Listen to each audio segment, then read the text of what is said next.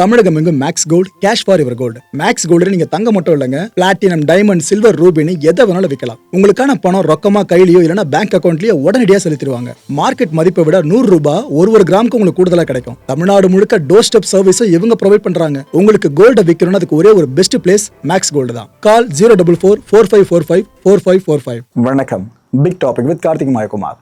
இப்போதைக்கு தமிழ்நாடு அரசியல் களம் இருக்குல்ல, அது எந்த அளவுக்கு வேகம் எடுத்து போயிட்டு இருக்கு, இதில் அடுத்தடுத்த நிகழ்வு என்ன நடக்க வாய்ப்பு இருக்கு, இது எல்லாத்தையும் ஜோதிட ரீதியாக பார்த்தா எப்படி இருக்கும், இதை பற்றி தான் தெரிஞ்சுக்க போகிற நிகழ்ச்சிக்குள்ள போகலாம்.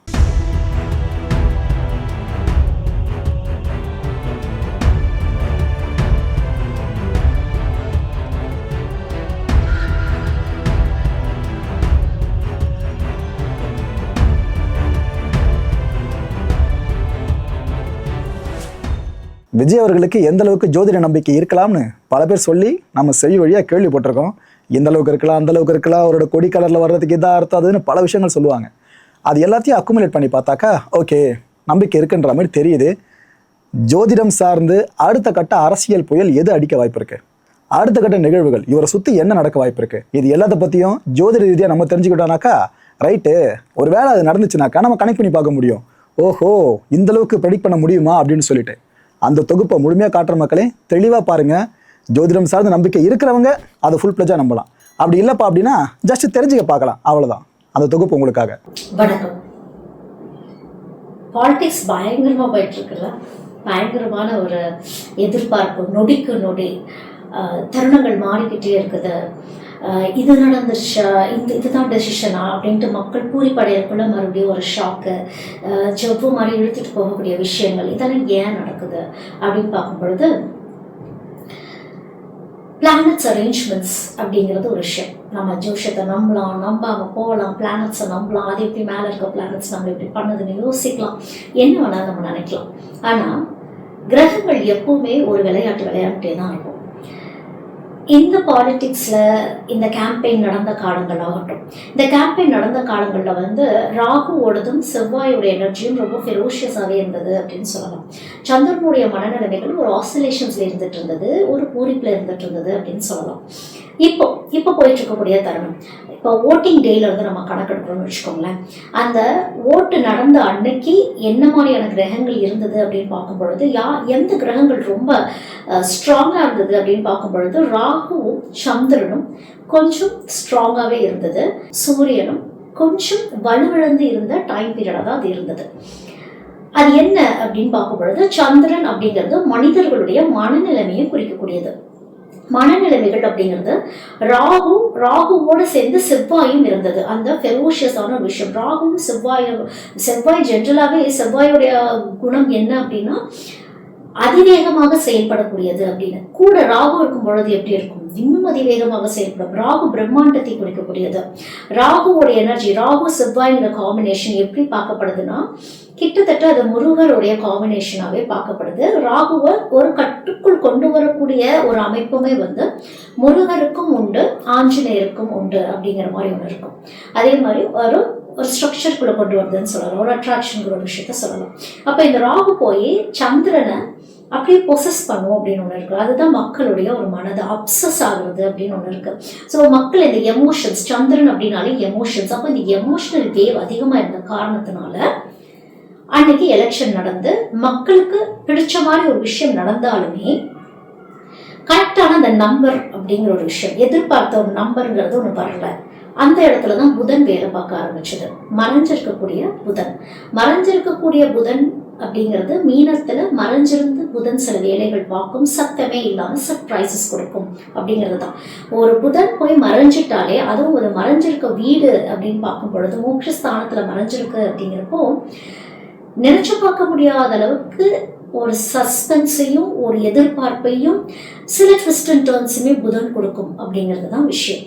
சரி, புதன் தான் ட்விஸ்ட் அண்ட் டர்ன்ஸ் கொடுத்துச்சா அப்படின்னு பார்க்கும் பொழுது யார் இதுக்கெல்லாம் பிரேக் போட்டா அப்படின்னா சனி எப்பவுமே காத்திருக்கும். அதுவும் ராகுவோடைய வேகம் அப்படின்னு ஒன்று இருக்குது இல்லையா, அந்த வேகம் நீ என்ன வேணாலும் பண்ண, ராகு எப்பேற்பட்ட பிரம்மாண்டத்தையும் கொடுக்கும்.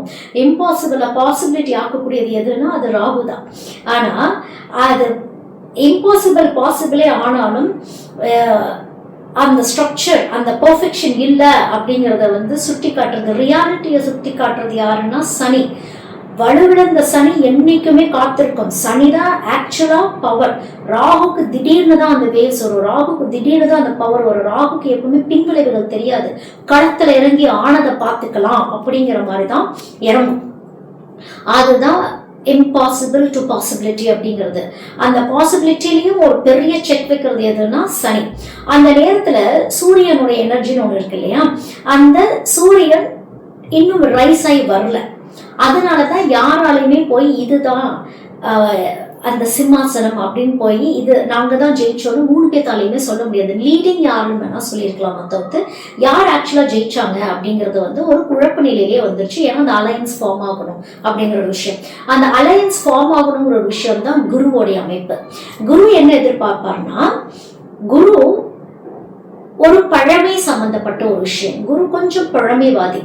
அந்த பழமையும் சேர்ந்து புதுமையோட கலந்து வந்து என்ன ஒரு அத்தாரிட்டி கொடுக்குது அப்படிங்கிறது தான் குரு பார்ப்பார். அப்ப இந்த குருங்கிற விஷயம் குறிக்கக்கூடியது சென்ட்ரல். அப்ப அந்த குரு தான் டிசைனிங் அத்தாரிட்டி அப்படிங்கும் பொழுது சனி ஏகப்பட்ட ப்ரெஷர்ஸ் கொடுக்க ஆரம்பிச்சிருச்சு ராகுக்கு. அப்படிங்கிறதுனாலதான் இப்படி ஒரு அலைச்சல். இப்ப இவ்வளோ கட்சிகள் இருக்கிறாங்க, வெறும் நம்பர்ஸ் தான். இந்த 2 பேர் சேரணும், 5 பேர் சேரணும், இது வரைக்கும் வந்தாச்சுன்னு 2 பேர் பேச்சுவார்த்தைகள் போயிட்டே இருக்குது. இதுவும் நடந்துருச்சு அப்படிங்கும் பொழுது மறுபடியும் சனி ஒரு பிரேக் போடும். பெர்ஃபெக்ஷன் இல்லைன்னா சனி ஒரு பிரேக் போடும். இப்ப அதுதான் நடந்துகிட்டு இருக்கு.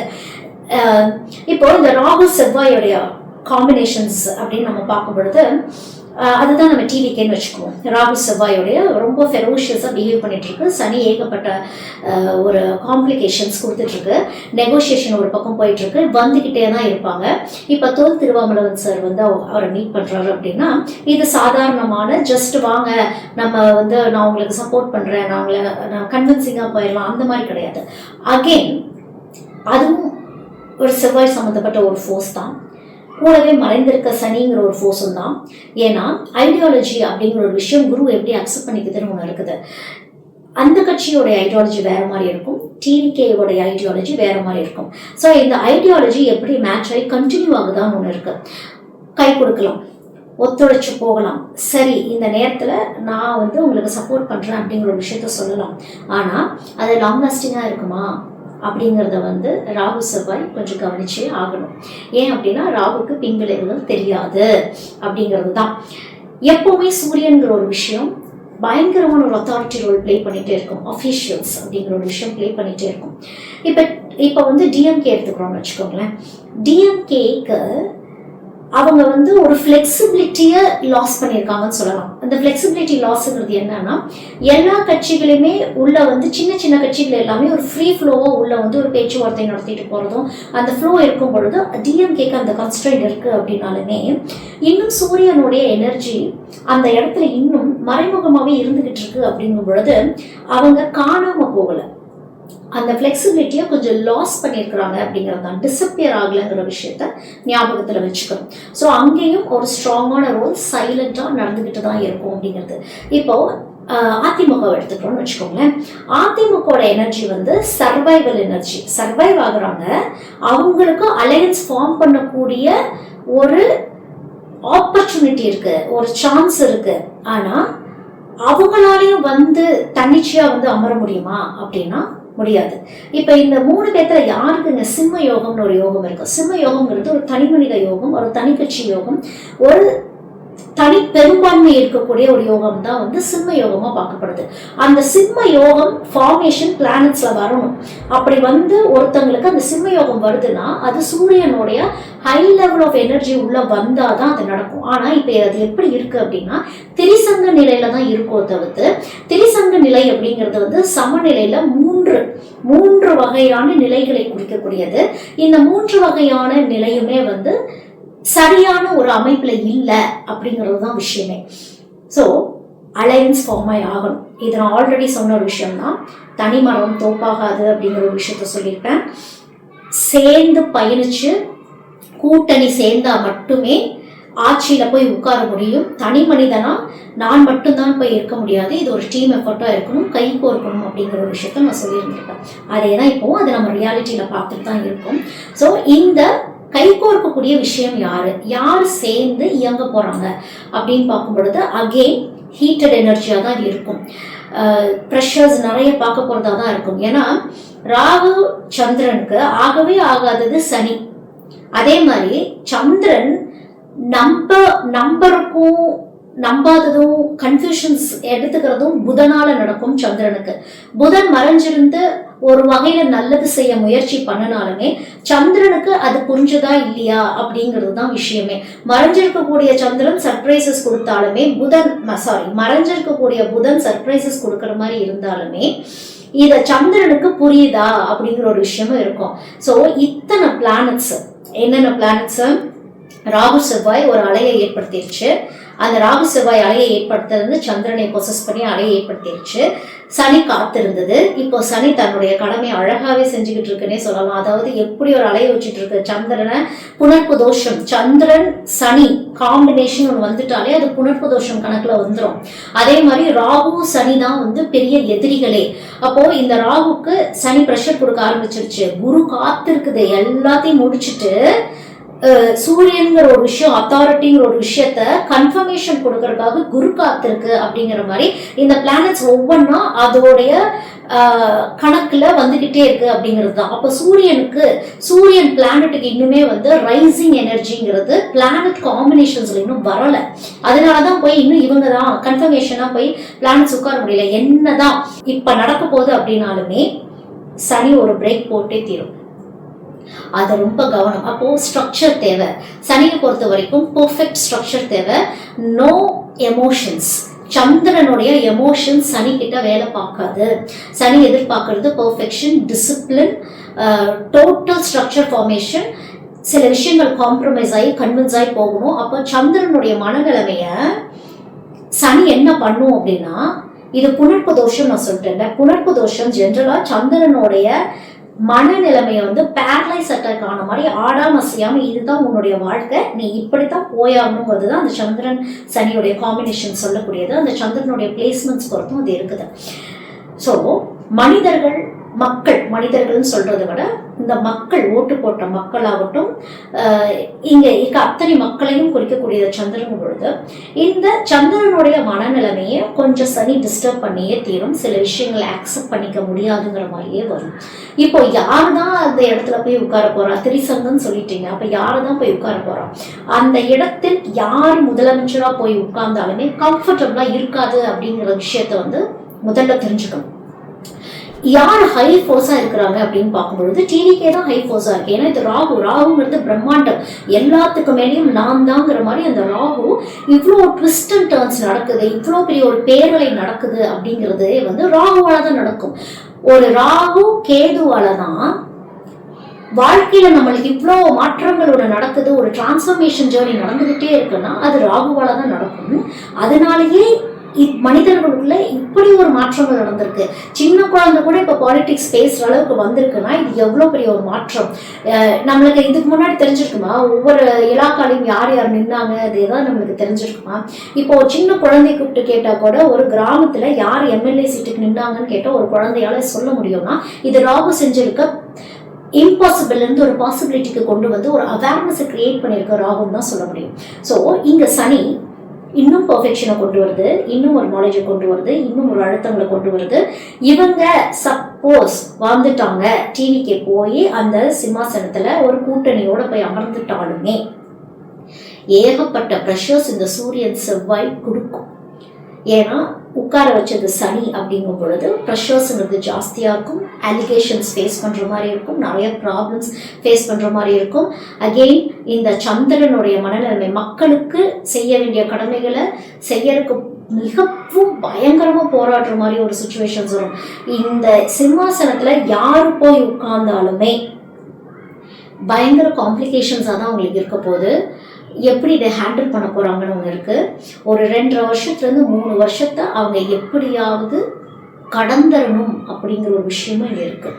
ஸோ இவ்வளவு காம்ப்ளிகேஷன்ஸ் இங்கே இருக்குது அப்படிங்கும் பொழுது இந்த சனி கிட்ட ஜெயிச்சுட்டு தான் சூரியன் ரைஸ் ஆகுதா, சூரியன்கிற பிளானட் ரைஸ் ஆகி ஒரு வெளிச்சத்தை கொடுத்து, ஏன்னா இந்த சந்திரனோட எனர்ஜிக்கு சூரியனுடைய கிரக அமைப்புல கொஞ்சம் பவர்ஃபுல்லா இருக்கவங்க வந்து ஒரு வெளிச்சம் கொடுத்து கை கோர்த்து போய் உட்கார அந்த சிம்மாசனத்துல அமர வைக்கணும் அப்படிங்கிறது தான் வந்து இந்த பிளானட்ஸோடைய ஸ்ட்ரக்சர்.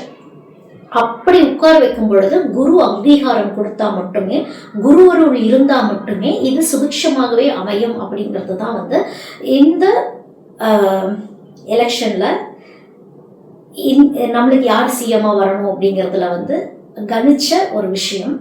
இது வந்து பிளானட்ஸை வச்சு மட்டுமே கிரகிச்ச ஒரு விஷயம். இது தனி மனிதர்களை யாரையும் புண்படுத்துறதுக்காகவோ இது என்னுடைய சுய கருத்து அப்படிங்கிற மாதிரிலாம் எதுவுமே கிடையாது. ஜஸ்ட் பிளானட்ஸை வச்சு போட்ட காம்பினேஷன்ஸில் வந்த ஒரு ரிசல்ட்டை உங்கள்கிட்ட ஷேர் பண்ணணும்னு நான் நினச்சேன். நன்றி. தமிழகம் எங்கும் Max Gold, cash for your gold. Max Gold நீங்க தங்க மட்டும் இல்லைங்க, பிளாட்டினம், டைமண்ட், சில்வர், ரூபினி எதை வேணாலும் விற்கலாம். உங்களுக்கான பணம் ரொக்கமா கையிலயோ இல்லைன்னா பேங்க் அக்கௌண்ட்லயோ உடனடியாக செலுத்திடுவாங்க. மார்க்கெட் மதிப்பை விட 100 ரூபாய் ஒரு கிராமுக்கு உங்களுக்கு கூடுதலா கிடைக்கும். தமிழ்நாடு முழுக்க டோர் ஸ்டெப் சர்வீஸும் இவங்க ப்ரொவைட் பண்றாங்க. உங்களுக்கு கோல்ட விற்கணும்னு அதுக்கு ஒரே ஒரு பெஸ்ட் பிளேஸ் மேக்ஸ் கோல்டு தான். கால் 04445454545. என் அன்பார்ந்த மாயம் ஸ்டுடியோஸ் நேயர்களே, மாயம் பக்தின்னு ஆன்மீகத்துக்காக பிரத்யேகமா ஒரு சேனலை கொண்டு வந்திருக்கோம். மறக்காம சப்ஸ்கிரைப் பண்ணி அந்த சேனலுக்கு உங்களோட ஆதரவை மனப்பூர்வமாக தெரிவிங்க. வணக்கம் மாயம் ஸ்டுடியோஸ் நண்பர்களே. மாயம் ட்ரெண்ட்ஸ் அப்படின்ற ஒரு புதிய ஃபேஸ்புக் பேஜை ஓப்பன் பண்ணியிருக்கோம். நீங்கள் யூடியூப்பில் பார்த்துட்டு இருக்கீங்களா நம்மளோட கான்டென்ட்ஸ்லாம். இதெல்லாம் விட ஒரு படி மேலே ரொம்ப கிறிஸ்பாகவும் ரொம்ப சூப்பராகவும் நிறைய கான்டென்ட்ஸ் உங்களுக்கு இந்த பேஜில் காத்துட்டு இருக்குங்க. ஸோ உடனடியாக ஃபேஸ்புக் பிளாட்ஃபார்ம் போங்க, மாயம் ட்ரெண்ட்ஸ்னு டைப் பண்ணி சர்ச் பண்ணி நம்ம பேஜை ஃபாலோ பண்ணுங்கள். அப்படியே நம்ம சேனலையும் நீங்கள் சப்ஸ்கிரைப் பண்ணிட்டீங்க அப்படின்னா இன்னும் நிறைய புது கான்டென்ட்ஸை உங்களுக்காக ப்ரொடியூஸ் பண்ணி கொடுத்துக்கிட்டே இருப்பாங்க. நீங்கள் பண்ணுற ஒவ்வொரு சப்ஸ்கிரிப்ஷனும் எங்களுக்கு பெரிய மோட்டிவேஷனாக அமையும்.